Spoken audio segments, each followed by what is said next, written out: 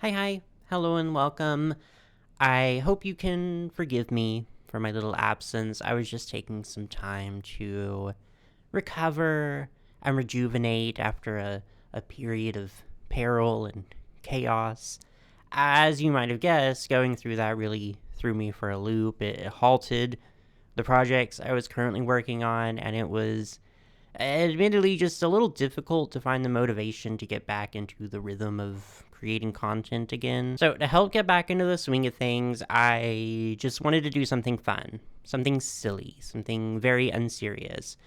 So today we're doing a tier ranking because those are always fun, and we are ranking cursed fashion doll lines. Cursed in the sense of like vaguely strange or unsettling and not legitimately malevolent and full of evil intent.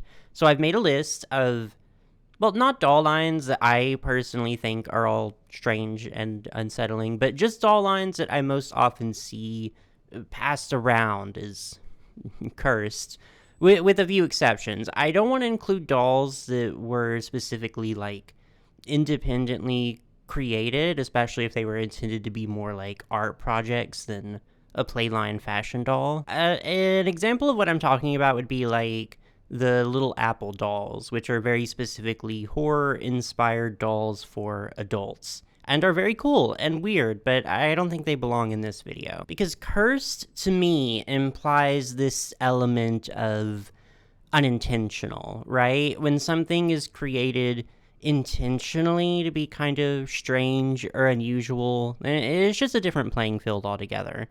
And it also just feels a little rude compared to passing judgment on a playline doll that unintentionally created a homunculus abomination to wreak havoc in the homes of unsuspecting children. You know, I also didn't include any celebrity dolls because while those are very often hideous and creepy, I did already dedicate an entire video to those. All right, enough preamble. Let's get into the rankings. Here is the tier list. The top tier is Exercise, which is for doll lines that I believe have overcome the accusations of being cursed and are perfectly safe and fabulous and beautiful, which is just to say I disagree with them, being under this label. Then there's Indoor Umbrella, which is just a mild superstition, a little bit cursed. Scottish Play, which is a slightly larger superstition, but only to pretty specific populations. There's A Time and a Place, Annabelle, who is kind of objectively a little demonic, but is currently safely contained and not causing any harm.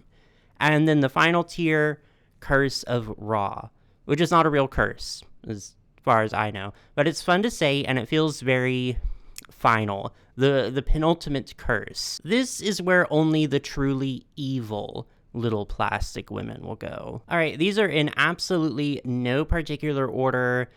Maybe I could have arranged them by date or something, but oh well. Let's get into it. Tutti. Tutti is kind of like the OG cursed doll. If you don't know, she was Barbie's little sister. Was past tense. She is discontinued. Tutti was released all the way back in 1965, along with her twin brother Todd, who, unlike his sister, very noticeably lacked the murderous intent in his eyes. They were only on the market for a few years, and as far as I can tell, the twins were not unpopular, per se. They must have sold well enough that Mattel made a few friends for them, and also some smaller, unrelated doll lines that used the same bodies that they had. But the bodies were actually sort of the problem. See, Tutti was made with this very soft, pliable plastic that made her posable thanks to a wire skeleton in her body. However, this plastic was also very fragile and prone to degrading or breaking over time. It wasn't uncommon for her wire skeleton to just pierce through her body and create a small safety hazard. A lot of collectors that I know that specialize in vintage Barbies have Tuttis that are basically like these tiny little shanks because they just have a sharp piece of metal sticking out of her foot. These collectors also have to be very, very careful about how they store and display Tutti because this soft plastic has a specific chemical reaction where If it comes in contact with a harder plastic, mainly what most fashion dolls today are made of, she will quite literally melt that other doll. Sometimes they'll actually, fuse together at the point of contact. If I was just judging Tutti by appearance, I don't think I would rank her all the way down. Yeah, she looks like a horrible little gremlin who has probably attempted to push Barbie down the master staircase of the dream house on more than one occasion. But that's also a little bit charming, in my opinion. However, for being an actual danger to herself and others, I think I will start off very strong and put her into Curse of Ra. This is what it means to be a cursed doll. Take notes. Next, Fashion Flatsy. There's some backstory to these two. Flatsy is a doll line from 1969 made by Ideal, and her gimmick was that she was flat. Pretty self-explanatory, I imagine.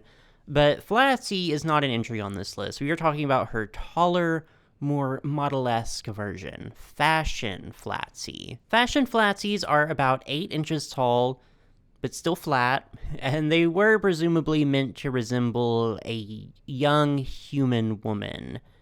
I can't exactly say that they nailed that, as unfortunately Fashion Flatsies have faces that sort of make them look like they just spent the whole afternoon gazing into the Ark of the Covenant. I'm not actually sure how well these sold.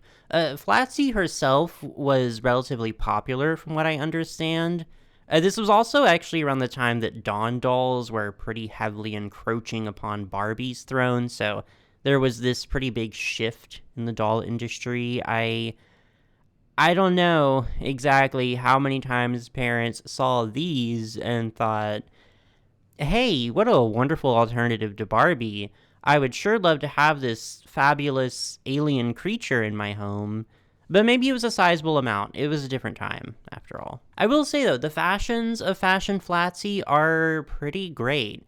She may not have a shred of humanity or even the faintest inkling of a soul behind those eyes, but she has style. And that's what really matters when you think about it. I think that keeps her from being, super cursed, but they are definitely still a little bit cursed. I'll put them in Annabelle. Next, Flavas. The year is 2003.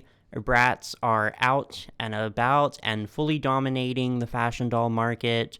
Mattel has just recently introduced My Scene to compete with them, but they weren't totally successful in taking back their corner of the doll aisle. So they thought it was time for a different approach.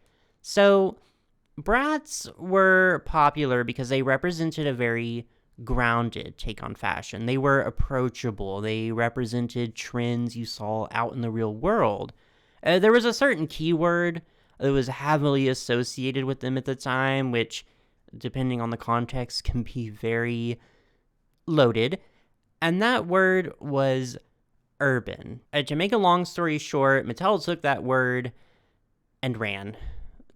They ran with it. Enter Flavas, a line of hip-hop inspired dolls that, in Mattel's words, were the first reality-based fashion doll line.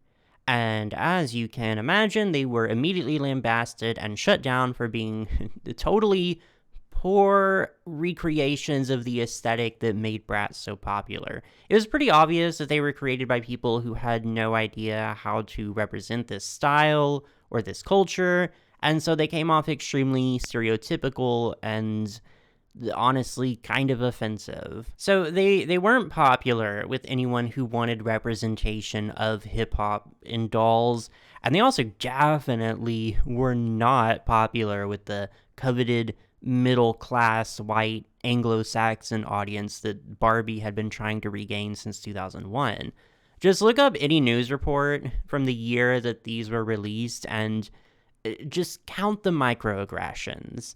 Essentially, they lacked the one thing that Bratz had, authenticity, because Bratz faced a lot of these same criticisms, but they still resonated with the intended audience in the end. I'm aware that this is starting to feel a little preachy, but I fear I am not the person who should be making too many jokes about this line. They're cursed, not because they're ugly. They're actually really well made and had some pretty impressive articulation for the time, too. They're cursed because I think they represent one of the darkest and also sort of the funniest periods for Mattel. Just imagine the boardroom meetings. A bunch of middle-aged white men in these pressed suits sitting around a table saying the phrase ghetto blaster. That's cursed. So I'm gonna put them in... I'll put them into Scottish play. Little Cousins. These are from Playmates and came out at some point in the early 2000s.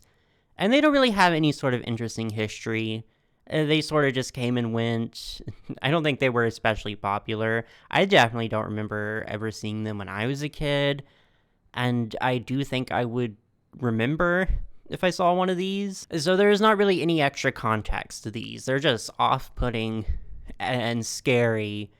I guess I can give some commendation for attempting to do a bunch of different facial expressions, but the end result is definitely bad. It's bad. They are just so unfortunate looking. I don't like them at all. I would not want these in my house. There's just absolutely a dark energy imbued in these, and I've had enough bad luck lately. Thank you. They aren't dangerous or anything, but they are absolutely just some of the most disconcerting dolls I've ever seen. So I'm putting them into Curse of Raw. Next, Poopsie's Slime Surprise. God, that certainly was an era. It was definitely a very interesting time to be a doll collector. My possibly controversial opinion is that I think girls' toys should be allowed to be a little weird and maybe a little gross too. Because I remember when I was growing up, boys' toys were very often marketed in a particular way. They were all, you're a boy, so you must love bugs and slime and things that smell bad, right? And I hated that. But not every child is a prissy little Virgo like I was. Some kids like that stuff. Some girls do, even. But I think there's a line. I think there's a point in the manufacturing process where you have to take a step back and just think, is this what I want my company to be known for? Is this the image I want to present to the world? Are these the things that I want to sell to children? Is a parody cover of Fergie's hit song My Humps the right marketing move? And the answer to all these questions should have been no. Absolutely not. Under normal circumstances, I do admire MGA's approach when it comes to designing toys, in that they very much design dolls that are appealing to kids first and foremost, and not solely to please parents, but I don't know. This isn't normal circumstances. These are weird and scary circumstances, and I don't like them. I'm putting them into Annabelle. Next, a few features that aren't technically their own doll line, but times that a normally very excellent doll line attempted certain gimmicks, and that line is My Scene. First is the My Scene Fab Faces line. The intention for these was giving dolls the ability to emote. So they had this mechanism in their face that changed when you pressed a button on their back. Unfortunately, the technology wasn't all the way there, and the end result is that all the dolls in the line just kind of look like they could have their own episode of Botched. It was definitely ambitious, I can give them that, but it just very clearly did not work at all. They're ugly, they're pretty ugly, but cursed, maybe just a little. I'll put them into Indoor Umbrella. Then there's My Scene Growing Up Glam. I actually have one of these. So some of you may remember Growing Up Skipper from 1975, Barbie's little sister who had a doll with a mechanism that made her grow physically older. So she got taller and slightly curvier. She was pretty controversial in her time, and I've always seen both sides of that argument. I don't think puberty should be a controversial topic, and there isn't anything wrong with showing how bodies realistically develop in that stage, but it can be kind of weird and jarring to see that physically represented in a toy packaged for sale in a way that isn't strictly educational. It's nuanced. But anyways, many years later, Mattel thought it would be a good idea to do that exact gimmick again. So they released a line of My Scene dolls, Growing Up Glam, that did the same exact thing. They got slightly taller, and very noticeably their chests got larger, and that went over about as well as you'd expect. The doll herself, I don't think is cursed so much as Mattel's sheer audacity is kind of cursed, so I'll put her in... I'm feeling indoor umbrella for her. Alright, last My Scene entry, My Scene Stylin' Friends, which was intended to be a cross between a styling head and a large plush doll. These unsettle me deeply. Something about these is just incredibly wrong. They have kind of a Lovecraftian quality to them, simultaneously unknowable and disturbing, just pure unfettered chaos. I can't look at them for too long. I just can't. They go into Curse of Raw. Little Miss Noame from Hasbro in 1965. She was designed, apparently, to be the antithesis to Barbie. So, whereas Barbie was meant to represent glamour and a very idealized lifestyle, Little Miss Noame was meant to appeal to children's sympathy. She's a little... presumably an orphan, a little street urchin dressed in rags. The idea was that girls would buy her, remove the tear on her face, and then dress her into something nicer. Essentially adopting her, I guess. But when kids saw her in stores, they were not filled with empathy and kindness and an overwhelming need to save her. Actually, many children found her quite horrifying and thoroughly unappealing. As you can imagine, because she looks quite horrifying. And many children simply just did not have the fantasy of role-playing rescuing a hapless orphan off the streets, so she was no real competitor for Barbie. She didn't last very long. Is she cursed? Absolutely. I know that her appearance comes from that Margaret Keane-esque stylization that was very popular at the time, but the execution, frankly, was just very scary. I do not trust this doll. I think there's a reason she doesn't have a home. It's because she has horrible vibes and no one wants to live with her. I'm putting her into Curse of Raw. Next, Gorgeous Creatures. These are a very short-lived line from Mattel in 1979, which featured anthropomorphized animals. There were 4 in this line: Princess Pig, Miss Giddy Up, Miss Heavenly Hippo, and Cowbell. These are obviously a very strange entry in fashion doll history. Dare I say a little before their time. But I don't think they're cursed. Honestly, I don't have anything negative to say about them. I think they are absolutely fabulous. Just 4 gorgeous animal women who aren't bothering anyone. They're not cursed. I think they're gonna be our first in the exercise tier. Next, Diva Stars, and once more, I have a little guest with me. This is Alexa. She's from the year 2000 by Mattel. Diva Stars were conceptualized as a sort of hybrid between a fashion doll and a Furby. So they have a lot of interactive electronic features. They could move their heads and their eyes on their own. They could recognize the clothes they were wearing, and their accessories could carry on simple conversations, basically just yes or no questions. And if you spend some time around here, you know that I love Diva Stars. They are everything to me.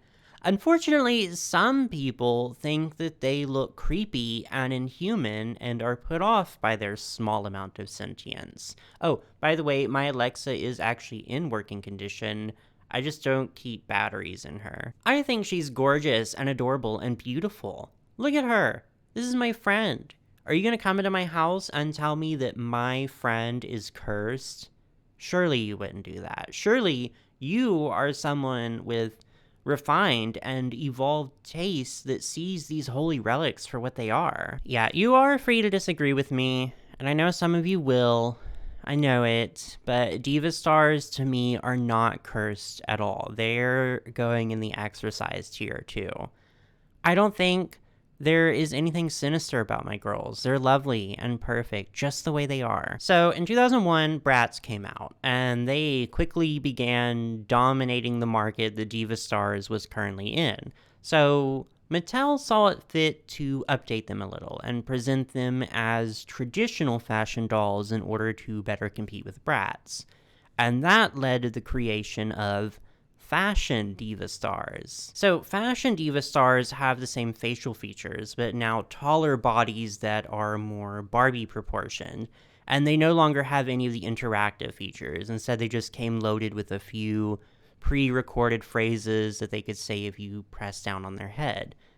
And I do really love these two, but I think I can look at them with glasses that are slightly less rose-colored, because there's definitely a bit of a, let's just say, an aesthetic mismatch between their heads and their bodies. They're very strange dolls, proportionally, mechanically, conceptually. Mattel really wasn't putting a whole lot of thought into their products around this time. They were really only just concerned with taking down Bratz by any means necessary, so they were kind of creatively suffering, to put it nicely. I do still love these. I do still adore them, but I will be a little more objective. I will defend them to my dying breath, but I can acknowledge they're a little bit cursed. Just a little. I'll put these into Indoor Umbrella. Dusty, she's from Kenner and was released in 1974. She is actually another example of a doll that was marketed specifically to contrast with Barbie. So Dusty was very active. She came in a lot of sports-themed sets, and her dolls often had mechanisms in them that emphasized movement. A lot of her promotional material called her the fashion action doll. Another common phrase seen in her advertising was America's most beautiful doll, which you gotta love her confidence. If you were ever gonna make a product and your whole appeal is that it's just not the alternative, in this case Barbie, then you're already starting out a little bit cursed. And you should also not make your product like significantly less appealing than the product you're trying to compete with. Just some business tips for you. Dusty is, I don't know, I don't sense anything evil about Dusty. She just doesn't have this sinister aura about her.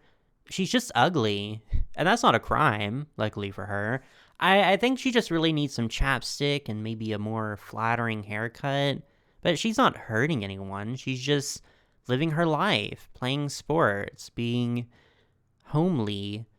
And I'll put her into Indoor Umbrella too. Next, Mystics. These were released by Playhut in 2012, and you can probably tell just by looking at them that this was very much during the height of Monster High's popularity. There's really no question about the fact that they were just trying to bank on Monster High's popularity, but Mystics did have one unique thing about them. They were advertised with a pretty interesting gimmick. See, each doll in this first line had both a human and a vampire form. How do you change from human to vampire? Simple. By taking off her hair and rotating her head around 180 degrees.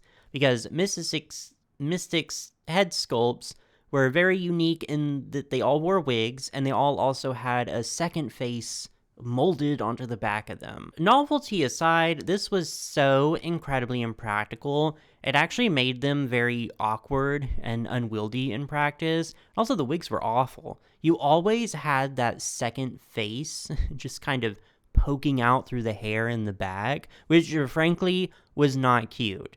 They were also just not well-made dolls in general, very cheap. But I do think Mystics are just kind of the perfect amount of cursed. Relatively inoffensive, all things considered, just kind of a weird failed venture that's interesting to look back on. Nothing too major, so I'm gonna put them into Scottish play. Next, Mermaids, which I think is the most recent line on this list.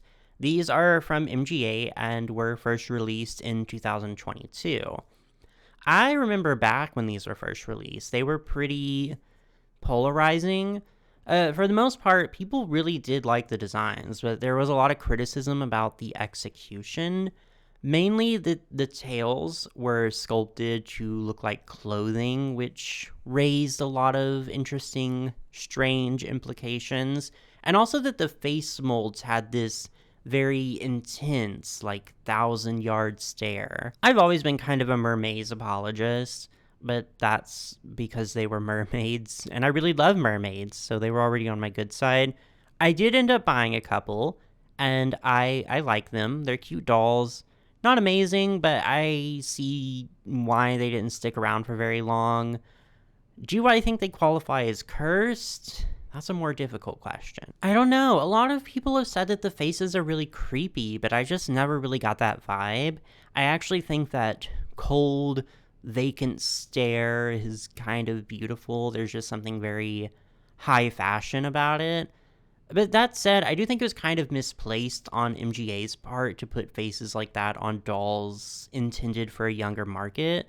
The faces read very collector-oriented, but the dolls themselves were more gimmicky and very much intended for children. And now that I'm saying this out loud, I do actually think it's less the faces themselves and more the disconnect that people found kind of unsettling. That makes sense. And that I can definitely understand, so I'll put them into Scottish play. Next, Suzie Sad Eyes. These are from, I think, the mid-60s.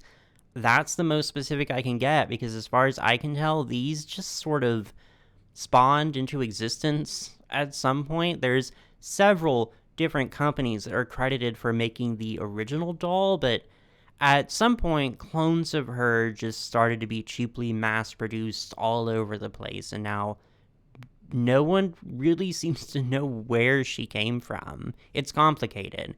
She's not also always called Suzie Sad Eyes. That just seems to be the most common identifier. These were also pretty blatantly inspired by Margaret Keane, and in a much more literal way. Unfortunately, she's not as unsettling as her cousin, Little Miss Noame. I would even say she's kind of cute. So I don't think she's cursed by virtue of just looking a little odd, but her ambiguous history and the fact that she just kind of spawned out of the ether and started appearing out of nowhere in toy stores does add to her mystique a little bit. So I'll put her into, I'm feeling Scottish play.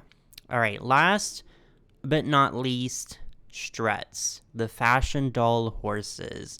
These are a recurring feature on this channel because they're iconic, they're legends, they are such a vital and important part of doll history. These are from Playmates Toys, and when they first came out, they were dragged through the mud. The media had their foot on these poor horses' necks because they saw a group of strong, confident ponies who were mugged and bodied to the nines, and you know what? They were threatened. They were threatened by their beauty, by their success, their talents, and their keen eye for style. Because who else was doing it like them? Who else was walking in hooves and high heels? Do you see any of the other horses on the runway? Any other horses who are world-class supermodels? I didn't think so. But they were just too much for the world. They weren't accepted. They were forced to dim their sparkle and fade into obscurity. It's a tragedy as old as time. Struts aren't cursed. Struts are blessed. I'm putting them into the exercise tier. And that is my list, my tier list. There's probably some other lines I could have added here and there, but these are all just the ones that came to mind. And I think I feel pretty confident in my answers. And now, of course, it is your turn. If you disagreed with my placements, that's fine. I doubt any of us would have made an identical tier list.